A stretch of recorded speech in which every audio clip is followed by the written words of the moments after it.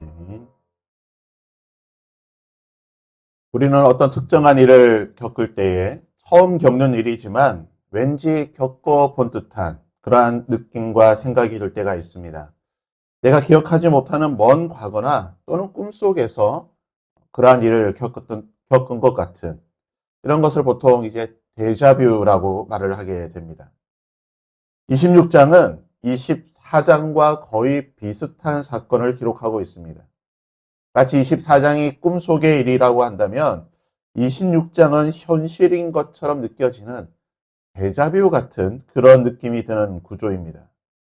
그래서 자유주의 신학자들은 원래는 하나의 사건인데 성경을 기록한 이 사무엘서를 기록한 저자가 두 가지의 사건으로 나누어서 기록했다라고 이야기를 하기도 합니다. 하지만 세부적인 지명이나 또는 전체적인 이야기의 구조를 보게 되면 전혀 다른 두 개의 사건임을 우리는 알 수가 있습니다. 25장에서 다윗은 마온과 갈멜에서 나발의 아내였던 아비가일 그리고 이스마엘 사람 아이노암과 결혼하게 됩니다. 그리고 그들은 거처를 옮겨서 다시 광야 앞 하길라 산이라는 곳으로 거처를 옮기게 됩니다. 하길라 산의 위치가 어디인가? 사진에서 보듯이 빨간색이었던 이 마온 지방에서 그리 멀지 않은 곳에 있습니다. 대략적으로 반나절 정도면 갈 수 있는, 하루면 갈 수 있는 그런 위치에 있는 곳입니다. 다윗은 이곳에 거처를 옮기게 되고 이곳에서 다시 도피 생활을 시작하게 됩니다. 다윗이 이곳에 옮기게 되자 10사람들이 또다시 다윗을 밀고 하게 됩니다. 10사람들은 같은 유다 지파 사람들이고 다윗에게 이미 한 번 은혜를 입었던 자들입니다. 그리고 다윗을 한번 밀고 했던 과거도 있습니다. 그들이 또다시 다윗을 밀고 하여서 다윗을 배신하고 다윗이 큰 어려움에 빠지게 한 것입니다. 24장에서 얼마의 시간이 지난지는 알 수는 없지만 사울은 엔게디에서 다윗과 맺은 언약을 잊어버리고 다시 3,000명의 정예의 군을 이끌고 다윗을 추격하게 됩니다.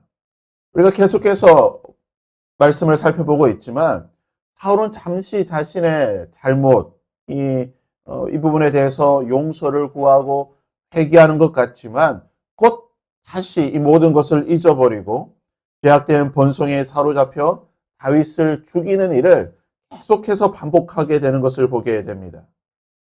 기브아에서 다윗이 있는 이 하길라 산까지 아마 사울은 단숨에 왔을 것입니다. 그의 군대를 다그쳐 급히 오다 보니 아마 좀 많이 육체적으로 힘들고 지쳤던 것 같습니다.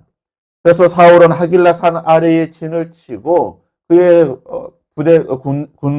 군인들과 함께 휴식을 취하면서 이제 저 산 위에 있는 다윗을 어떻게 잡을까? 어떻게 수색할까? 아마 이런 작전 회의를 하며 휴식을 취했던 것 같습니다. 한밤이 되고 사울과 그의 모든 군대가 잠이 들게 됩니다. 성경은 이렇게 기록하고 있습니다. 다윗이 일어나 사울의 진친 곳에 이르러 사울과 내레 아들 군사령관 아브넬이 머문 것을 본즉 사울이 진영 가운데 누웠고 백성은 그를 둘러 진쳤다라고 말합니다. 그러니까 사울을 중심으로 두고 3,000명의 군인이 둘러서 쭉 함께 있었다는 것이죠. 근데 놀라운 사실은요, 사울과 함께 선발된 이 3,000명의 사람들입니다. 이들은요, 이스라엘 정예 군대 33만 명의 군대들 중에서 선발된 아주 최정예 군인이라고 볼 수가 있습니다. 다윗의 호위 부대입니다. 사울의 호위 부대입니다. 전쟁터에서 잔뼈가 굵은 백전의 용사들이라고 할 수가 있습니다. 이런 사람들이 다윗을 목전에 두고 보초병도 세우지 않고 잠이 들었다. 아무런 준비를 하지 않고 방비를 하지 않고 잠을 들었다고 하는 것은 있을 수가 없는 일입니다. 전쟁의 아주 기본적인 것인데요. 보초를 두지 않고 모든 사람들이 잠들었다. 계속해서 보시면요. 7절에 이렇게 기록하고 있습니다. 다윗과 아비새가 밤에 그 백성에 나아가 본즉 사울은 진영 가운데 누워 있고 아브넬과 백성들이 그를 둘러 누웠다는 것이에요. 그러니까 사울을 중심으로 두고 그들이 다 함께 그냥 잠이 들었다는 것입니다. 근데 그들이 단순히 잠이 든 정도가 아니라 12절은 또한 이렇게 기록합니다.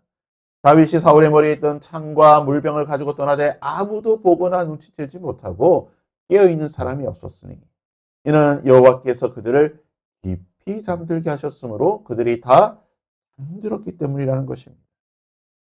여기서 깊이 잠들었다 이 표현은요. 창세기 2장을 보시게 되면 하나님께서 아담의 갈비뼈를 빼서 하와를 만드시기 위해 아담을 잠들게 하셨다고 했을 때 똑같은 단어입니다.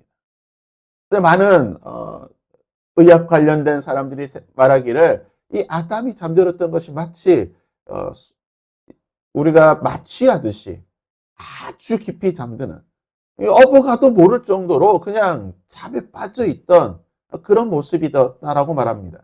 그래서 지금 하나님께서 그들을 깊이 잠들게 하셨다는 것입니다. 다윗이 그곳을 오고 가고 하는 것을 아무도 눈치채지 못할 만큼 하나님께서 모든 3천 명의 사람들을 깊이 잠들게 하신 하나님의 기적이라는 것입니다. 그러니까 다윗과 아비새가 이 현장을 방문했을 때 어떤 마음이었을까요? 아마 그들은 깜짝 놀랐을 것입니다. 아니 이렇게 잠들 수가 있는가? 도대체 어떤 일이 있기에 이 3천 명이라고 하는 사람이 한 사람도 깨어있지 않고 깊이 잠들었는가? 아마 깜짝 놀라게 되었을 것입니다. 그러기에 우리는 이 아비새의 말을 충분히 이해할 수가 있는 것입니다. 아비새가 다윗에게 이르되 하나님이 오늘 당신의 원수를 당신의 손에 넘기셨나요? 하나님께서 우리에게 길을 또 주셨습니다. 왕이여 보시옵소서 이 3천 명의 사람이 다 잠드는 게 말이 됩니까?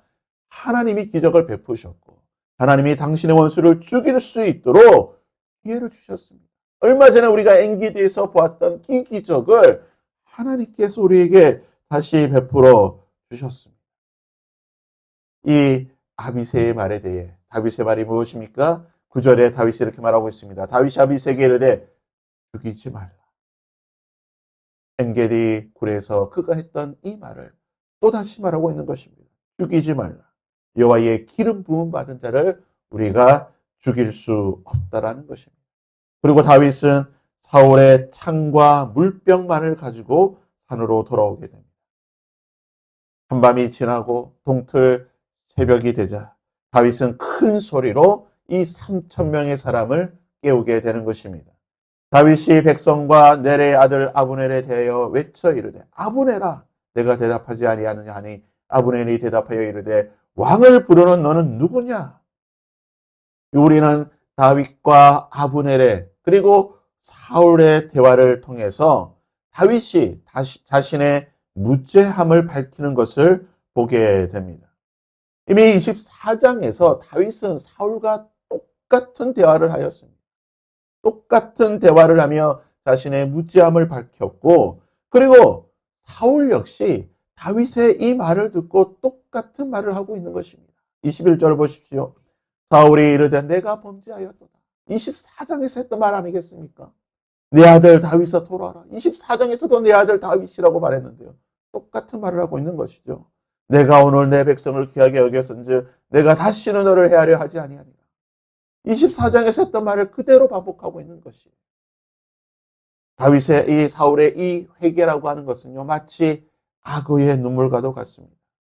우리가 27장에서 더 보겠지만 27장에서 또다시 사울은 다윗을 죽이기 위해 쫓아다니고 있는 것을 보게 되는 것입니다. 하지만 하나님께서는요.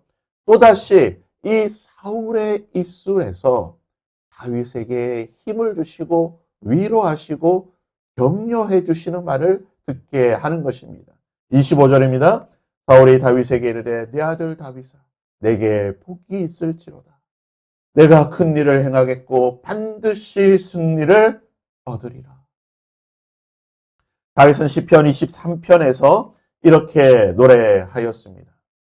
주께서 내 원수의 목전에서 내게 상을 차려주시고 기름을 내 머리에 부으셨으니 내 잔이 넘치다.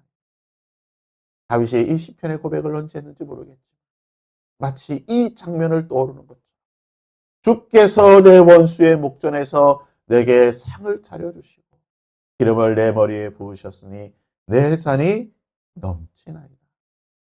사랑하는 여러분, 우리에게 반드시 이러한 은혜와 복이 있기를 바랍니다. 우리의 신앙을 조롱하는 사람들이 있습니다. 우리의 믿음에 대해 비웃는 사람들이 있습니다. 때로는 우리의 믿음을 하는 자들이 있습니다.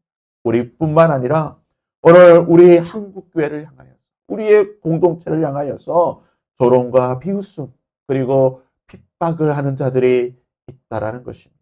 하나님, 그들 앞에서 다윗의 원수였던 사울 앞에서 그 입술을 통하여 내가 반드시 승리하리라고 하는 주께서 내 원수의 목전에서 상을 차려주시고 기름을 부으셨던 이 은혜를 오늘 나의 삶 속에서 허락하여 주시옵소서.